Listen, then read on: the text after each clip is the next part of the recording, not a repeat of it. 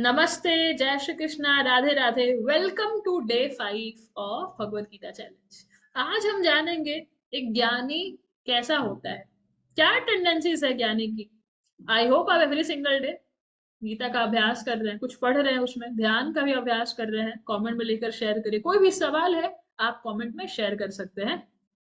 और social media के भी लिंक्स हैं, आप कनेक्ट होकर के you can ask your queries. Thank you. तो डे 5 में समझते हैं। अर्जुन उवाच, वो कहते हैं, स्थित प्रज्ञस्य का भाषा समाधिस्थस्य केशव स्थितधि किम प्रभाषेत किमाश्रित व्रजेत किम। एक ज्ञानी कैसा होता है, अर्जुन का भी यही सवाल है। अर्जुन भी सोचते हैं कि भाई एक ज्ञानी कैसा होता होगा। तो भगवान श्री कृष्ण से वो पूछते हैं, अर्जुन उवाच, स्थित प्रज्ञस्य का भाषा समाधिस्थस्य केशव स्थितधि किम प्रभाषेत किमाश्रित व्रजेत किम। अर्जुन ने कहा, हे केशव, दिव्य चेतना में लीन मनुष्य के क्या लक्षण है, वह सिद्ध पुरुष कैसे बोलता है, कैसे बैठता है और कैसे चलता है।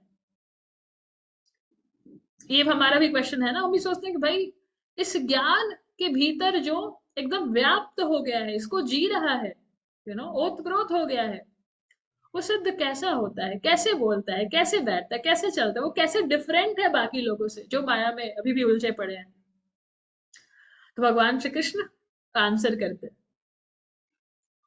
श्री भगवान वाच, कहते हैं, प्रजहाति यदा कामान सर्वान् पार्थ मनोगतान आत्मन्येवात्मना तुष्टः स्थित प्रज्ञस्तदोच्यते। परम प्रभु श्री कृष्ण कहते हैं, हे पार्थ, जब कोई मनुष्य स्वार्थ युक्त कामनाओं और मन को दूषित करने वाली इंद्रिय तृप्ति से संबंधित कामनाओं का परित्याग कर देता है और आत्मज्ञान को अनुभव कर संतुष्ट हो जाता है, तब ऐसे मानव को दिव्य चेतना में स्थित कहा जाता है। क्या शेयर करूं उन्हें।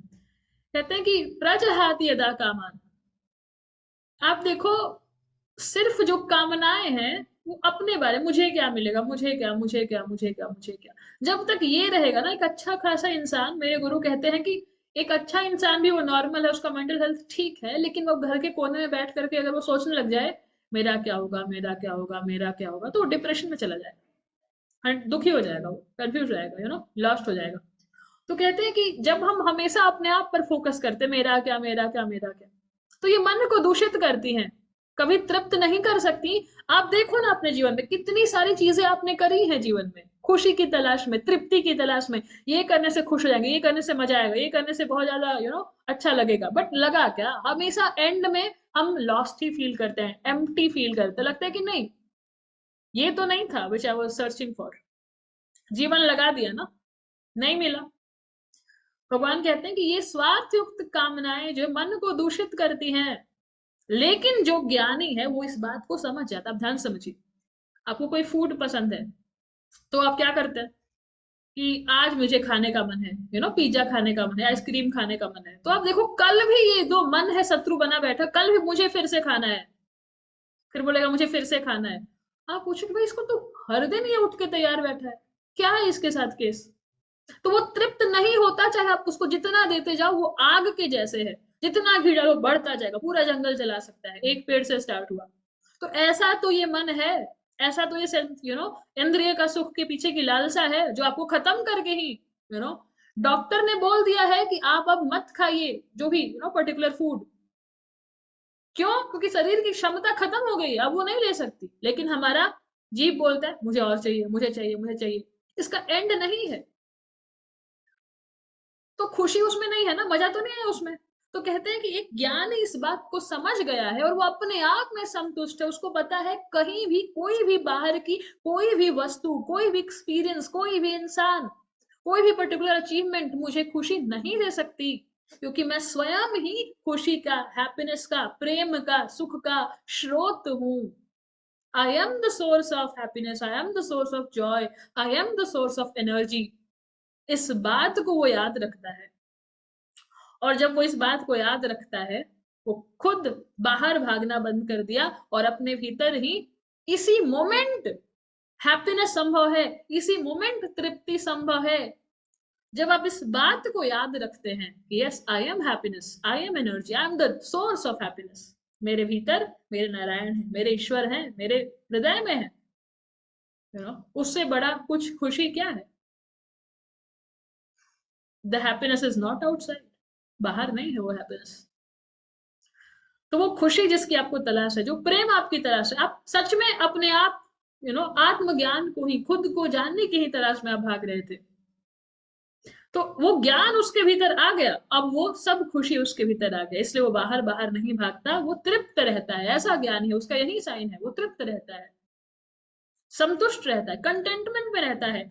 उसको तृप्त होने के लिए कुछ नहीं चाहिए। हाँ, फिर भी वो चीजें करेगा जो भी रिक्वायर्ड है उसके शरीर के लिए, मन के लिए, वट एवर इज रिक्वायर्ड, वो एवरी डे लाइफ में वो चीजें कर रहे हैं। लेकिन उससे लालसा नहीं है कि सुख मिलेगा, आकांक्षा नहीं है कि इससे सुख मिलेगा, नहीं। वो संतुष्ट होकर कर रहे हैं, वो खुश होकर कर रहे हैं चीजों को।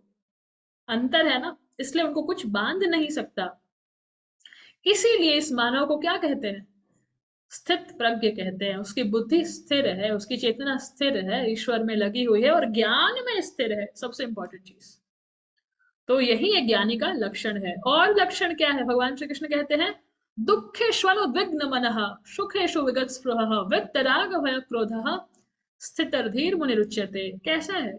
जो मनुष्य किसी प्रकार के दुखों में क्षुब्ध नहीं होता, जो सुख की लालसा नहीं करता और जो आसक्ति, भय और क्रोध से मुक्त रहता है, वह स्थिर स्थिर बुद्धि वाला मनीषी कहलाता है।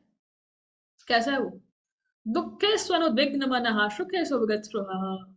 जो किसी प्रकार के दुख में क्षुब्ध नहीं होता। दुख आया तो हम, यार क्या हो गया, अरे उसको पता है this is temporary, this will change.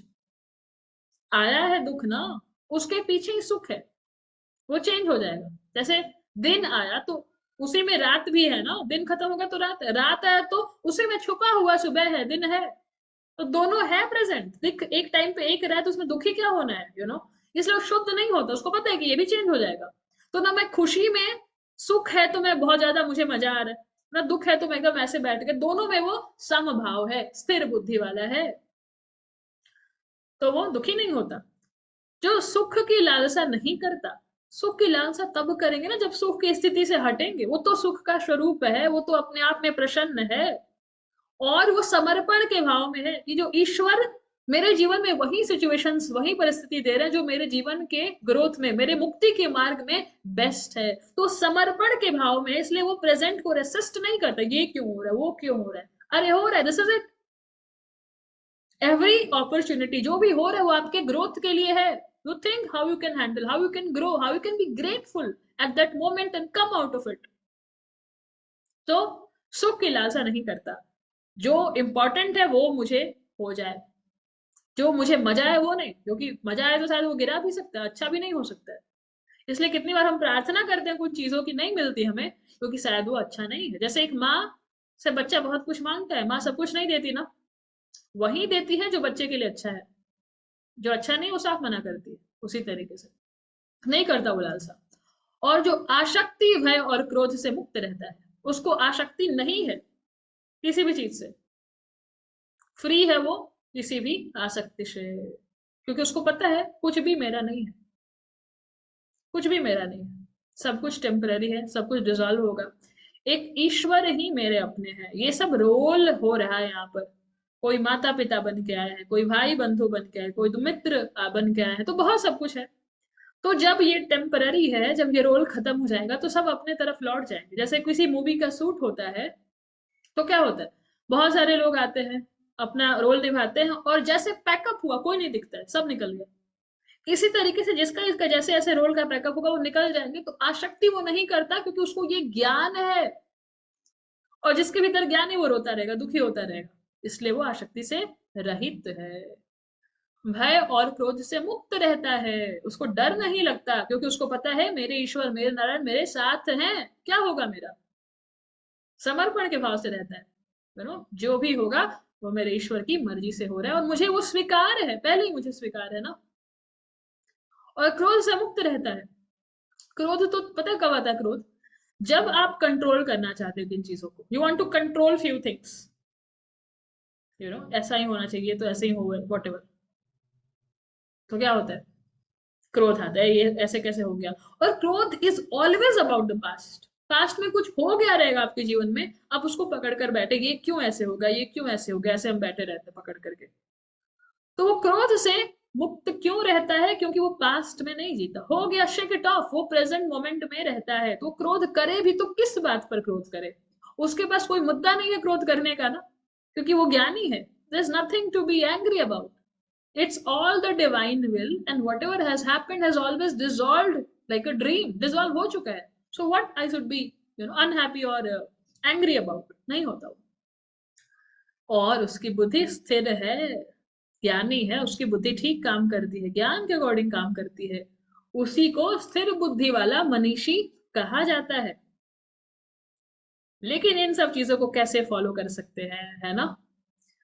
आज की लर्निंग आपको क्या मिली, कमेंट में शेयर करके बताइए। हाँ, थोड़ा सा डीप नॉलेज है, वापस से इस वीडियो को देखिए, भगवत गीता को पढ़ना स्टार्ट करिए, जितना भी समझ में आ रहा है। कोई क्वेश्चन है वो कमेंट में लिखकर शेयर करिए। कल के सेशन में हम जानेंगे अपने मन को अपने वश में कैसे करें, क्योंकि सब मन का खेल, अगर वश में नहीं है तो फिर तो कहीं कहीं भगाता है, लेकिन अगर वश में है तो फिर तो पावरफुल हो जाता है। तो इसलिए कल के सेशन में हम यही चीज जानने वाले हैं। आप 100% तरीके से कमिटेड होकर के एवरी सिंगल वीडियो को देखिए, शेयर करिए, चैनल को भी सब्सक्राइब करिए।